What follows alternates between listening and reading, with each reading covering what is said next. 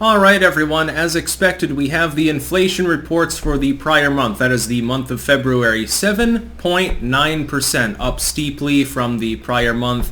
It was already at a 40-year high. Now it's obviously gone past that. We don't have far to go until it's more than a 40-year high. And as predicted, Beijing Biden blaming the Russians for the inflation rate. So ignore the last more than a year of inflation data.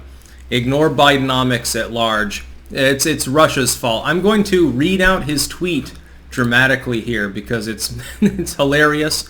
I predicted this. I think a lot of others did as well, though. Because I mean, he's an empty suit politician, so he's predictable.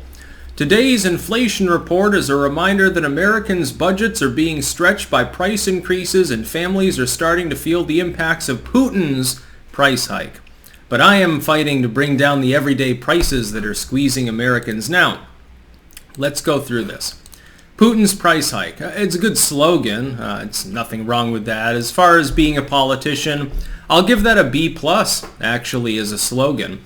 His own fans will actually believe it because, you know, if you're a Biden fan at this point, you're fucking stupid. This has nothing to do with Russia. The problem is that the February inflation numbers mostly took place before the Russian invasion. Biden is hoping that his fans have a very short memory span and don't remember that. He's not lost in thinking this. Of course, he's correct. His fans do have a short attention span.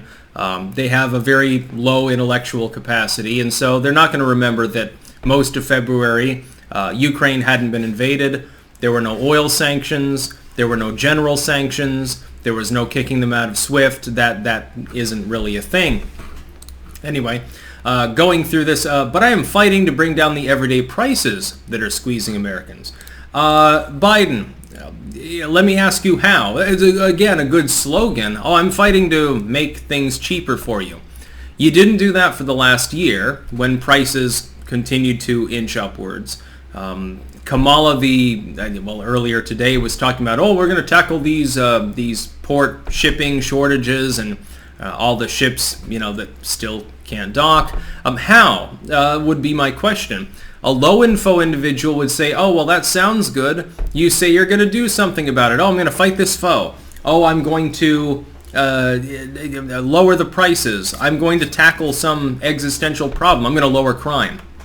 How, though?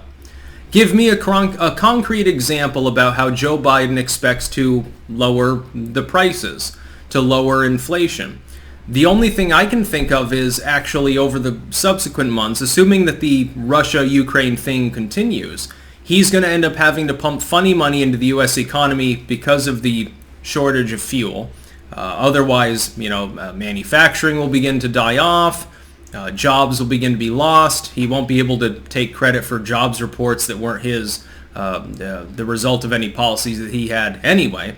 He won't be able to do that. So he'll probably pump the economy, and we've done this, we even did this under Trump, to tell the truth. Certainly under Obama, to an extent under Bush. We've been doing it repeatedly over and over and over again. What happens? Well, you've pumped the economy, you've created funny money, you've devalued the currency, and subsequently, potentially, caused inflation. The inflation numbers are not going to go lower than 7.9 for some time to come. I fondly remember, and you'll remember this was a promise from Biden's people. You were told that as of February of this year, that is this month, inflation would peak. That was by Janet Yellen, handpicked by Biden. That's no longer a thing. That's been given up. Initially, we were told it was transitory. That clearly was not the case. We had a year of ever-increasing inflation already, again, before this happened with Russia, with Ukraine, etc. So transitory inflation's not a thing. Then we were told it was good for us. Well, it's a little bit of inflation is fine. It'll cause wages to rise. Yeah, that's wonderful. Wages rose somewhat over the last year. The problem is it didn't keep pace with inflation, not by a long shot. Some people have tried to debate me on this subject. Well, actually, Actually, they have kept pace. No, they haven't. Keeping pace with a rise of double digits for most of the important goods and commodities. Electricity, certainly gas prices at this point, that's in the double-digit range, even in the last couple of months. No, it has not. Maybe for niche things. Oh, arugula only went up 7%. My wages went up 8%. I'm sitting pretty because I eat nothing but arugula. The soy crop, that hasn't risen by double digits, and it may have, but I'm just using an example. That's bullshit. This is a true pants-on-fire moment to try to blame Russia and sanctions on Russia, whether on fuel or in general, or on their banking sector, whatnot. To blame that for a month of inflation data that didn't even include much of that invasion period, only a couple of days of it. Most of that's been in March. To blame it on that is a true pants-on-fire moment, and Biden knows what he's doing, and I predicted that he would do this. But it was predictable. There's something to be gained by it. His own voters are low info. They are fucking stupid. They don't realize, hey, when you get the inflation data, it's not for right now. You're talking about the last month. And the last month, Ukraine hadn't been invaded, by and large, again, until the last few days of the month. But they're not going to understand that. The problem is that these people are just going to see what Biden said. CNN will fluff it up and say, well, inflation rises on the back of news of more war in Ukraine. MSNBC will say inflation rises because of Vladimir Putin being a bad dude. That's basically what it will boil down to. It will be completely false. Pants on fire and pants on head fucking false. But there will be people that believe it. Again, read it for yourself. Link in the description, archived of course. Read this tweet. The inflation report is a reminder that Putin's price hikes are a bad thing. My goodness. Again, completely predictable. But if this were to happen under any administration that weren't casting itself off as, Orange Man bad and, we're the other dudes so we're good, it wouldn't be taken seriously. I don't even think that the left-wing media would seriously report on this and circle the wagons around Joe Biden if this had been 10 years ago. If this had been even back in the 2010s, I don't think that the wagon circling would be so sheer. I guarantee, though, you're going to see some fluff reports. You'll see, number one, Americans have gotten used to decadence. The let them eat cake sort of thing that you've heard from Biden's admin too. Americans have gotten used to a decadent lifestyle. They drive too much. They eat too much. This is good for them. Yeah, it's good. Let them buy electric cars, essentially. You'll see denialism. Well, yeah, the inflation is 7.9, but it's not across the board, and that's not really that bad. Yeah, it's a 40-year high, but, it could be worse. It could be the highest in 60 years, which we're getting closer towards rapidly. You'll definitely see deflection. You'll see some of these groups echoing what Biden is saying and blaming Russia. But it'll be a lie. That inflation data is from the prior month. And a lot of people apparently don't fucking understand this.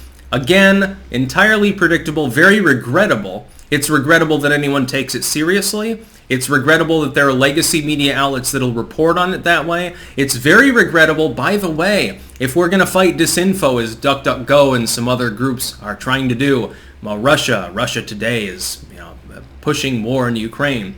If you want to fight disinfo, this is definitely disinformation. Economic disinformation. We're supposedly in a war with Russia of financial terms, an economic war. This is being spread throughout the legacy media as well. Well, if you're in an economic war, give real economic data. Let Biden own up to the fact that his economy already sucked for more than a year before any of this happened. That's number one.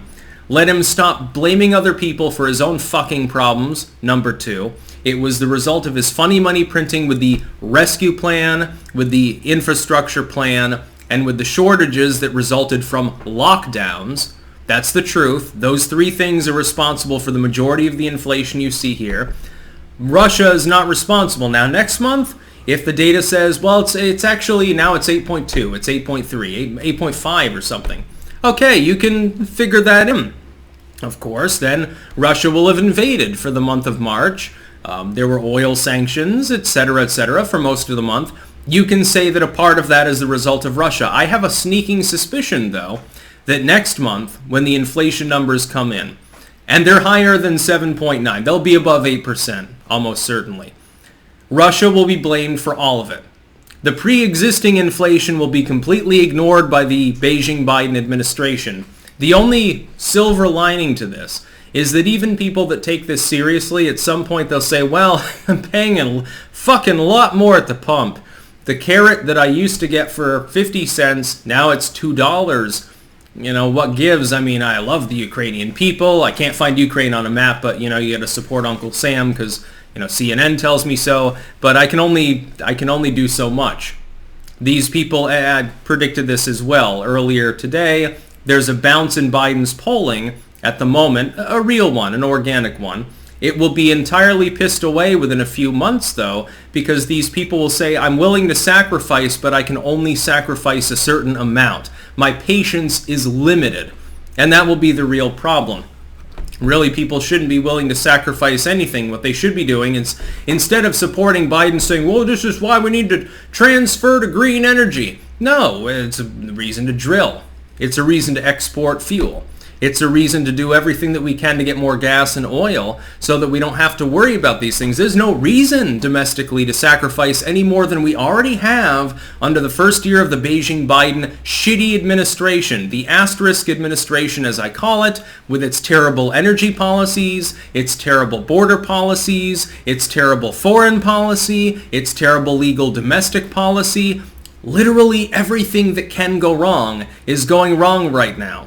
And there's no reason the American people should have to deal with that. There's no reason Western civilization should have to deal with a situation in which the head of NATO, the United States, is out to lunch because its so-called leader is a steward, a vegetable, who was vice president, by the way, when Crimea was invaded, didn't do anything at the time, and isn't doing anything now.